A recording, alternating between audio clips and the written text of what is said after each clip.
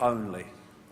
This is far more significant than even most conspiracy researchers that look at the global warming are kind of realizing. This is a justification of the most extraordinary transformation of human society from any vestige of freedom to pure, undiluted, totalitarian fascism. This is why, no matter what the scientific evidence, they will not look at it. They are pushing on with this agenda no matter what comes out, because it is vital. It is vital to everything in so many ways that they're trying to create, and I'm going to explain why. This is Al Gore. One of the things I've learned over this quarter of a century, if Al Gore's involved, it's a scam. End of story, by the way. Anyone who is vice president to Bill Clinton, well, say no bloody more. And it's eco-fascism because they need you to believe in global warming in order to control you. That's absolutely right, for this reason that I'm going to explain. We had the Earth concerts, usual bloody suspects pushing it, and this global warming survival reptilian brain handbook was written for the Earth concerts by David de Rothschild. He cares about the world. He's lovely. This is a graph of greenhouse gases. If you believe the bollocks and the propaganda, this has to be carbon dioxide. Has to be. But it's not. It's water vapor and clouds. This is CO2, and only the little sliver of green is caused by humans, the rest is natural. And by the way, without carbon dioxide, we wouldn't have the world that we live in. Yes, let's take something we need and demonize it. Yes, that's a good archontic inversion, isn't it? Yes, that's right. It's just come out in 2012 that from the end of the warming period, 1997 to 2012, there's been no warming, basically. So that's why they're calling it climate change. They can't call it global warming because people say, well, it ain't warming, mate. This is research by physicists at CERN in Geneva, which was banned for a while, but then it got out in the media and they released it. And this is the findings that have shown that there is a near perfect correlation between climate change, global warming, and the penetration of cosmic rays into the Earth's atmosphere throughout history. You don't mean that warming could have something to do with the sun, could you? No, notice the sun never gets a mention. Well, forget about the sun. No, it's carbon dioxide.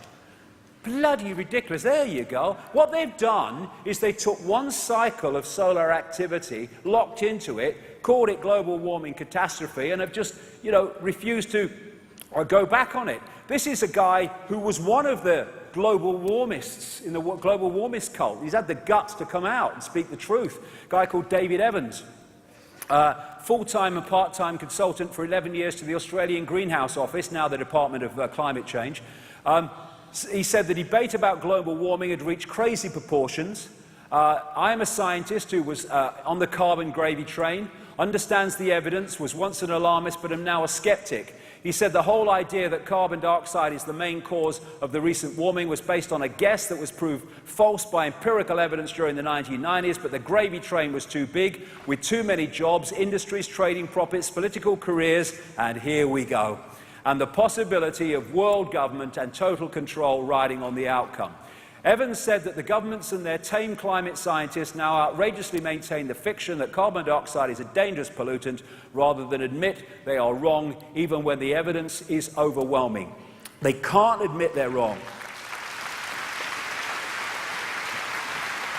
They can't admit they're wrong for reasons I'm coming to, because their whole house of cards will come down. That is how important this is. And then I read a Reuters report. Missing global heat may hide in deep oceans. It's hiding now. The mystery of Earth's missing heat may have been solved. It could lurk deep in oceans, temporarily masking the climate warming effects of greenhouse gas emissions, researchers reported on Sunday. Whoa! Climate scientists have long wondered where this so-called missing heat was going. How about it wasn't bloody there? Especially over the last decade when greenhouse emissions kept increasing, but world air temperatures did not rise correspondingly. It's hiding now. He's going looking for it, look.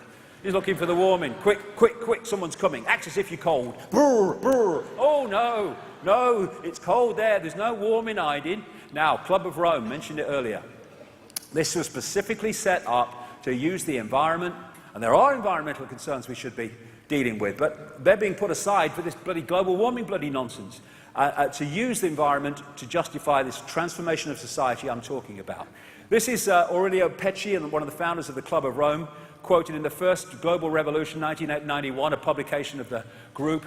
In searching for a new enemy to unite us, we came up with the idea that pollution, the threat of global warming, water shortages, famine and the like would fit the bill.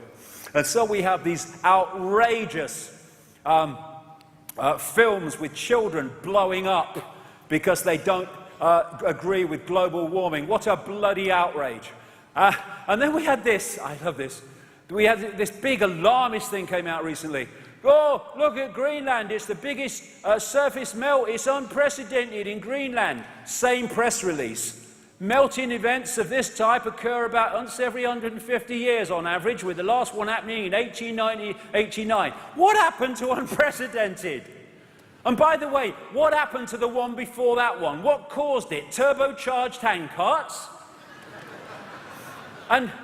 And then NASA came out later and said actually there was a massive cyclone that was responsible for most of it. And then you look at the other end, the Antarctic, and it's record ice cover in 2012.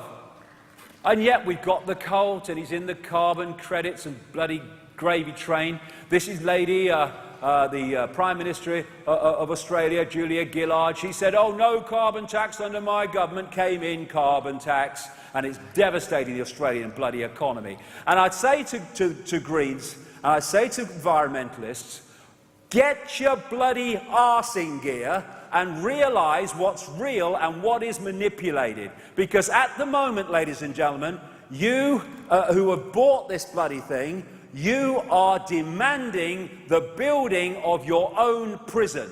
Now that's fine, but you're demanding the building of mine and my children's as well.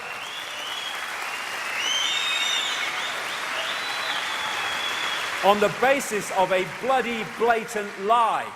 Here you go. Follow the Bono. That's a great thing. They say follow the money. I say follow the Bono. It's his mate. There's a few others. Look, you know, follow the Bono. They're all there. Now, there was a film came out earlier this year called Hunger Games. And this encapsulated in so many ways the society where the global warming bollocks is supposed to take us through justification. Of course, if you look at the symbol of the film, it's the phoenix, the firebird. For those who haven't seen it, it was a world sometime in the future of enormous total control, where different sectors were fenced off and people were not allowed to go in most of the land of the country, and they were controlled from something called the Capitol, which was an elite that was served by all the poor people and hungry people around the country. They had games every year where two young people were picked from each sector who had to fight on live television, and the one who won was the one that stayed alive after all the others were killed. The idea was to kill all the others and win the game. As Dr. Richard Day said in 1969, violence, pornography and obscenity in the media and movies will be increased to desensitize people to violence and porn and make them feel life is short, precarious and brutish. And the Hunger Games was a classic, but it was more than that. It was a symbol of the society that we're heading towards so fast. This was one of the elite in the Capitol, the equivalent of what people call the 1%, although, as I say, the real control is in far fewer than that. And we have a version of the Hunger Games, And it's called Agenda 21 Sustainable Development, and it is being orchestrated outside or through the United Nations, and it is a stalking horse, a Trojan horse for world fascism, as I'm going to go through and explain. Agenda 21 was agreed at the 1992 Earth Summit in Brazil, which was headed by this guy, Maurice Strong, one of the gang big time, a mate of Al Gore, and he said, Maurice Strong, this billionaire oil man, etc., he said, isn't the only hope for the planet that the industrialized civilizations collapse? Isn't it our responsibility to bring this about?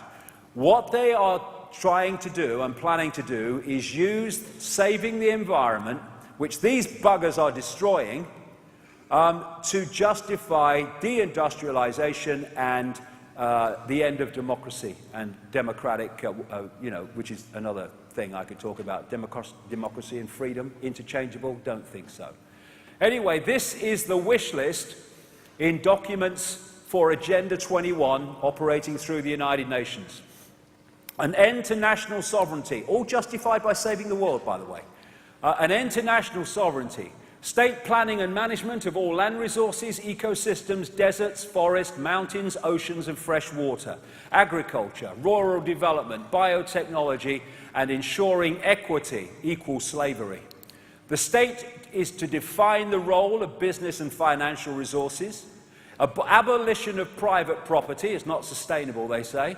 Here we go again. How many times has this come up? Restructuring the family unit. Children to be raised by the state, people told, this is what Aldous Huxley said in Brave New World, people told what their job will be, major restrictions on movement, creation of human settlement zones, I'll get to them in a minute, mass resettlement as people are forced to vacate land where they live for reasons I'm coming to, dumbing down education, achieved a long time ago, mass